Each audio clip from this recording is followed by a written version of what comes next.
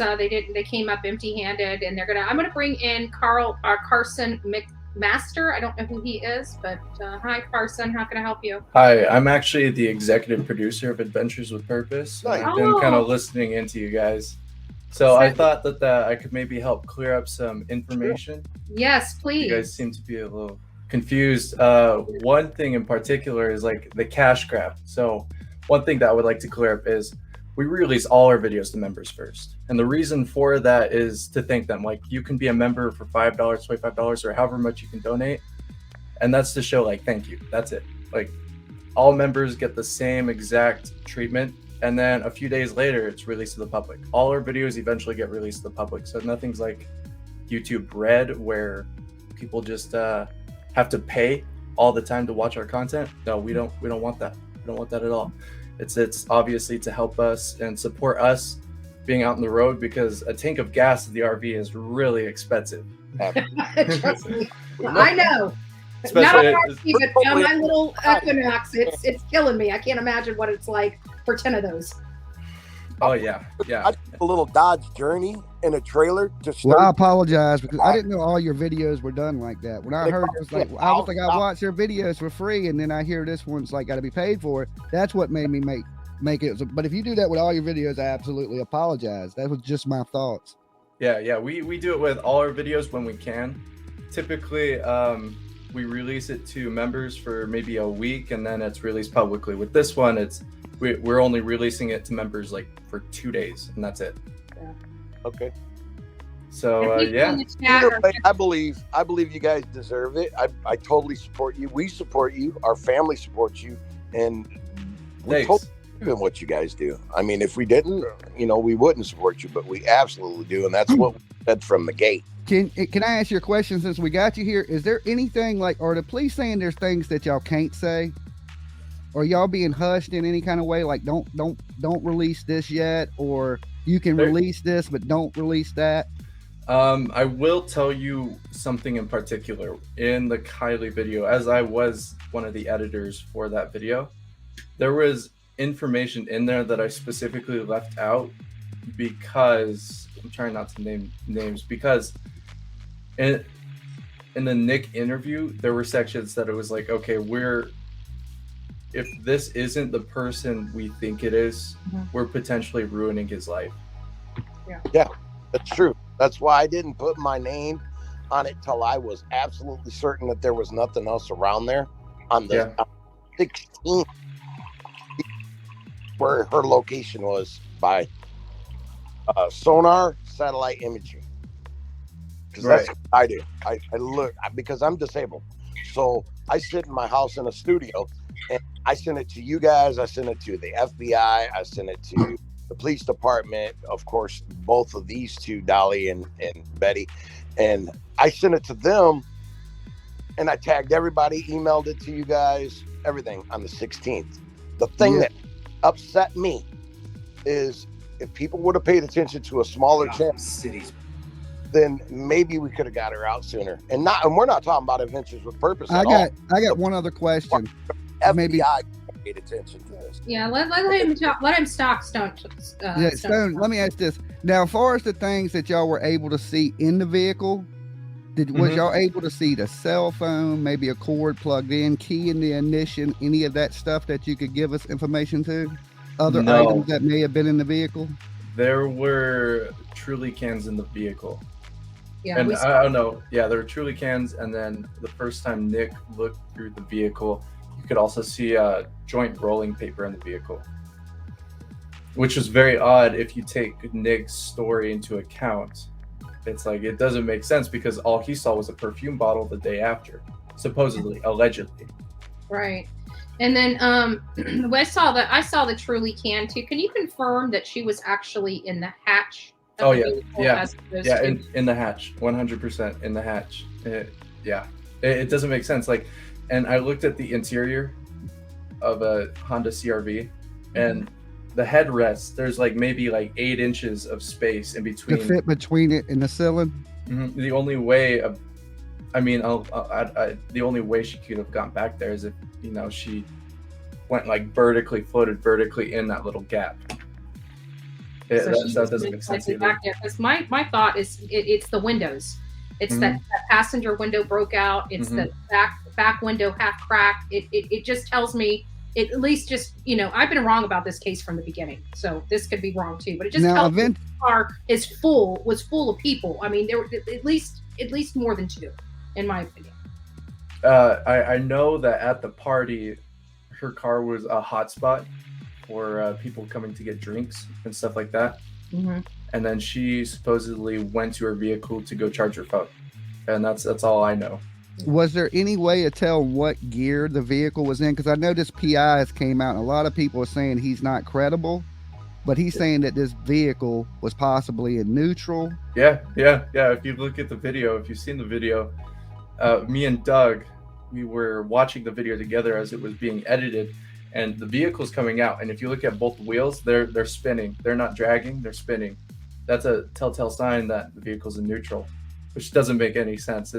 Well, if you're driving somewhere, if you're driving home especially, why would you all of a sudden put the vehicle in neutral? The only thing I could think of, if maybe she is intoxicated, is it possibly she's trying to put it in park as like an emergency brake?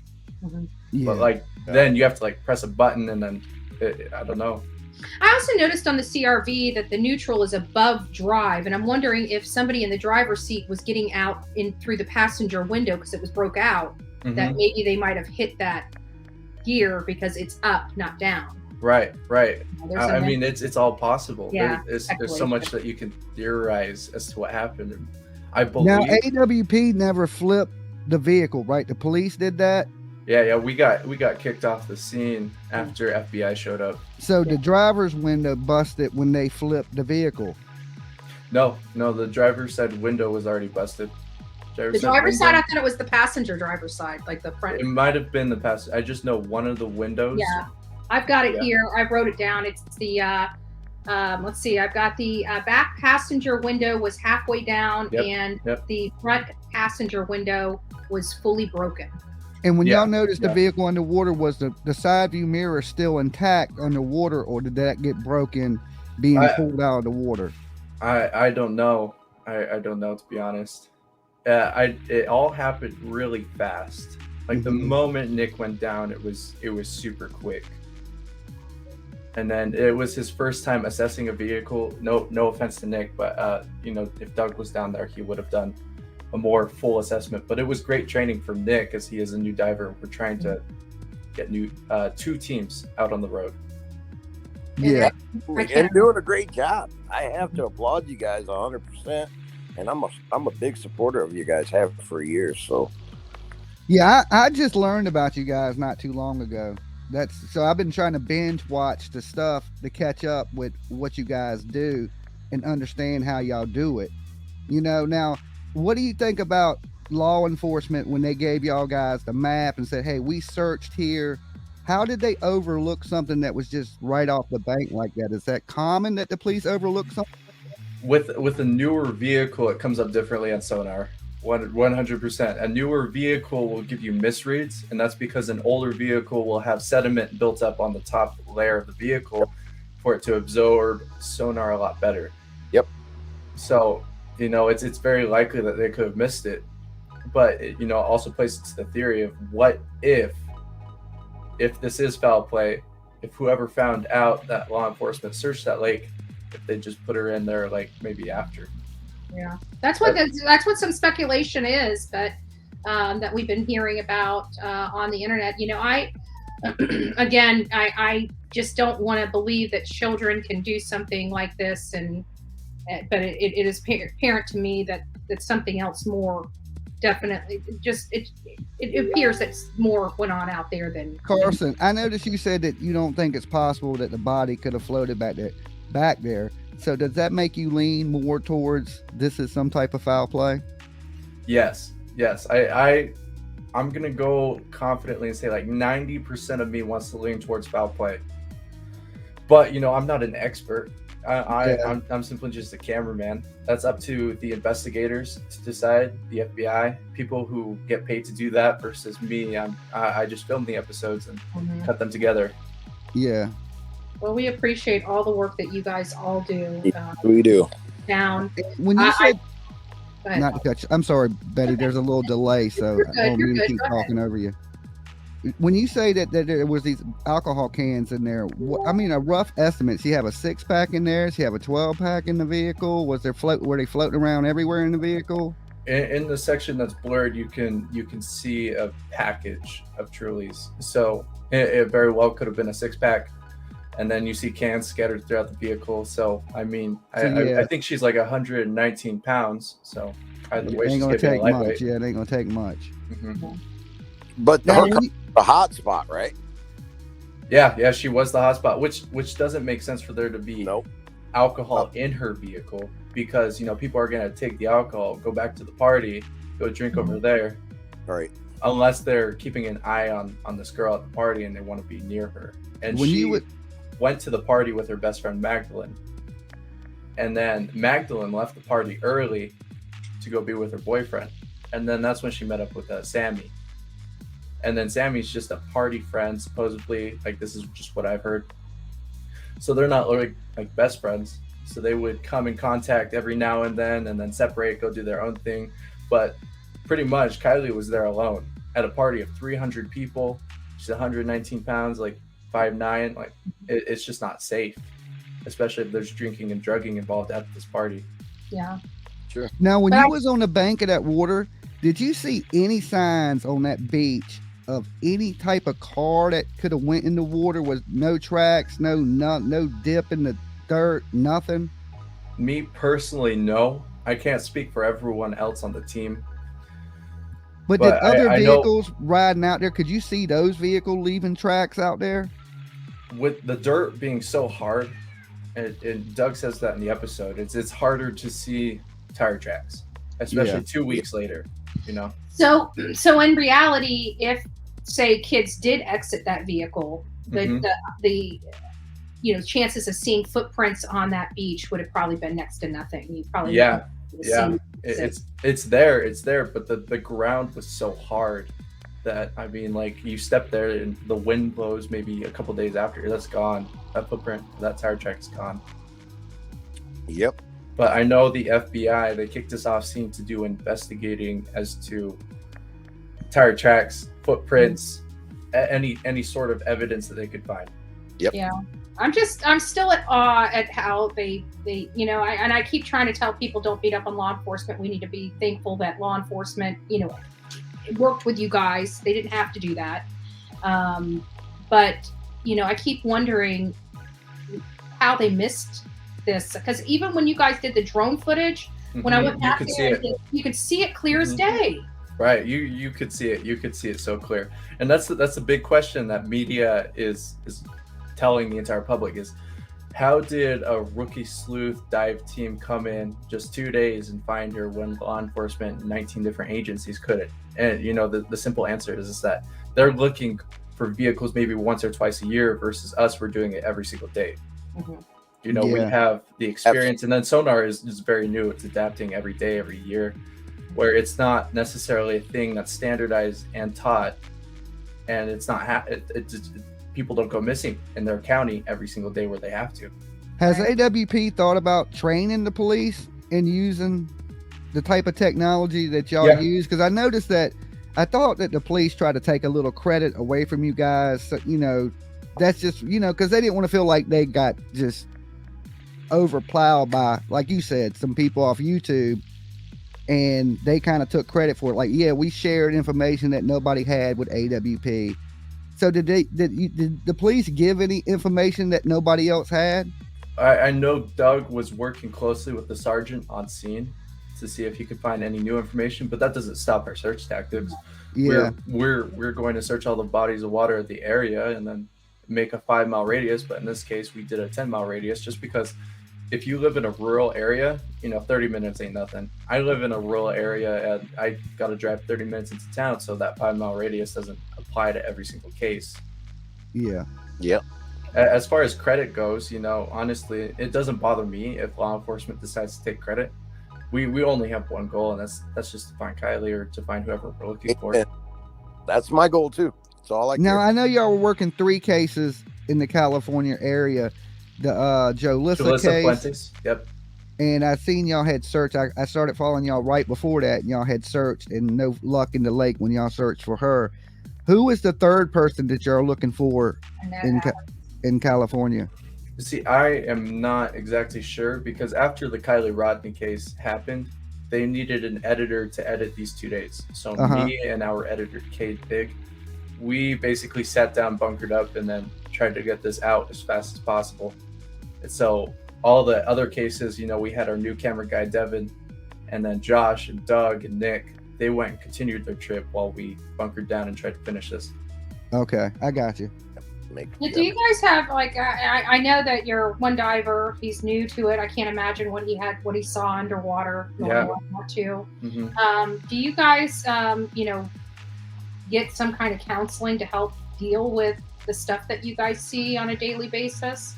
Yeah, no, but we have such a good support system just with each other that I almost feel like it's unneeded. A lot of times you'll see in comments, it's like, make sure you hug each other, make sure you guys are doing mentally. We're all doing great, all mentally. We That's recognize awesome. that this is a job. One case in particular that really got to me was the Jed Hall case. And that one was really just disheartening and heartbreaking. But besides that one, we're all there for each other. We all understand that this is a job and we have to be professional. Sure.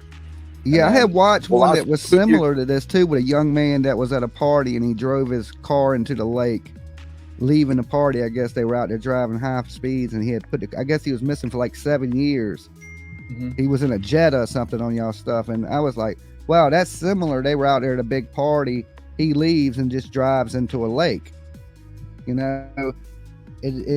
It don't seem like it's uncommon for somebody to get intoxicated. But I noticed when you went down there to that thing, it looked like the cars had to go around a big curve before it even straightened out to go to the lake. And if she's that intoxicated, how did she make it around them trees, them curvy roads, around that bend, and then straight into a lake? It doesn't make a lot of sense to me. It's like a drunk person would have hit the first 3 trees backing out. Right. It almost seems like she did have to go out of the way to get to that spot that she was at. But I mean, again, you really just don't know until FBI gives a confirmation. As one to other question, because I know bodies, they say, underwater can be different depending on the temperature, depending on fish, what got to her. You're talking about the decomposition process, right? Yeah, the decomposition process. Was she in a recognizable state? Is what was she really bad? No, she 2 weeks it's nothing, compared to some other unfortunate cases we've been a part of. She was recognizable. Okay. What was the most challenging obstacle with the Kiely Rodni case that you can think of? Challenging obstacle, just the fact that this was new. This was new for all of us. The fact that she was missing only for 2 weeks and then we decided to go search. We've never had much of anything like that. Her being 16 years old, just graduated from high school with high honors, going to med school. It's an unfortunate circumstances that took place, and we've never dealt with cases like this. We've always took on cases when the family knows, hey, they've been missing for this time. We know they're gone. Just please help us. Please help us find our missing loved one. But when it comes to this, families are still going through the grieving process through denial. Like, I hope she's still out there. I hope she comes home. I just want to hug my child. And then to bring those answers as to your daughter's not coming home. Yeah, and I want to bring one more thing up. So there was this investigator that was out there with you guys that goes by SF Investigates. Now, he's been putting a lot of crazy rumors. Oh, is this the Twitter guy? The Twitter guy, yes. I want to bring up to you about the Twitter guy. And he was saying now, because, we talked about last night that AWP didn't notify the parents. But then we seen pictures of AWP with the father and the granddad out there. And they're watching the vehicle being pulled out the water. Like, I don't know how he could come out there and say these things. We tried to reach out to family prior to our investigation. However, sometimes we don't always get in touch with who we need to. in the video, who we contact is Lori, and she's the aunt, and then the grandma Sally. Okay, so that's who that y'all contacted. We contacted them. And is that first. before you went out there? Like, is that the? I believe Doug was in touch with Lori the entire time, but we couldn't get in contact with the father, nor could we get into contact with the mother. But you know, it wasn't shortly after that we found Kiely that the father was on his way. Yeah, and then did AWP speak with the father when he got there? Yeah. We told him everything that we knew. Oh, okay. So what I think the investigator thinks there's foul play too. And I lean towards foul play, and it sounds like you lean towards foul play. But I think the police, what do you think the police are? I don't know. I think it's going to be it was a tragic accident. I don't think the police are going to go diving too deep into the kids. If it's not that it's a best case scenario, but if it's an accident, I think that would be best, because it's different when you're like, oh crap, like here I am, I'm in the water, versus, you know, someone taking your life. Yeah. Yep. But just being in that hatch, it gives me an uncomfortable feeling, because it's so hard to get back there. I mean, I know, short of pulling my seats down, like I went out to mine, which is an Equinox. It's similar in body style, but not exact. But I looked at everything, and you're right. It's difficult. But she was a small, thinner girl, you know. But it does have the hallmarks of maybe she went back there to pass out and somebody else got a hold of her vehicle. This is one more question. Is this common for bodies to float to the back of the vehicle? If you take a look at the vehicle in question, you know, it's a Honda CR-V. The cabin space is much more buoyant than a sedan. With there being a hatchback, it's very possible that when the vehicle went in, it flipped, and then the most buoyant part of the vehicle is the back. Naturally, where the body will. Interesting. So there is there's still a possibility that this could just be an accident. Absolutely. Interesting.